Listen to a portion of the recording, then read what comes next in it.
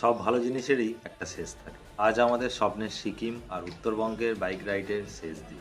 আজ আমরা ঋষভ থেকে সোজা ফিরবো আমাদের শহর কলকাতায়, তাও আবার সবচেয়ে সহজ আর সিনিক রোড ধরে। ঋষভ থেকে সকাল সকাল বেরিয়ে আমরা লাভা হয়ে ধরলাম গরুভাতানের সেই সিনিক রোড। গরুবাথান থেকে ওতলবাড়ি হয়ে আমরা সোজা চলে এলাম ফুলবাড়ি। যারা নিজের গাড়ি বা বাইক নিয়ে ঘুরতে যাওয়ার প্ল্যান করছেন তাদের বলে রাখি, ফুলবাড়ি থেকে সোজা NH-27, তারপর NH-12, ওখান থেকে কল্যাণী এক্সপ্রেসওয়ে হয়ে কলকাতা ঢোকা সব থেকে সহজ এবং সেরা রাস্তা। কলকাতার চেনা রাস্তায় যখন বাইকের চাকা দুটো ছুঁলো তখন মনের ভেতরে এক অদ্ভুত ভালো লাগা কাজ করছিল। কোনো ট্রাভেল এজেন্সি বা গ্রুপ ছাড়া আমরা নিজেরা একা একা এতগুলো জায়গা আমরা ঘুরে নিলাম।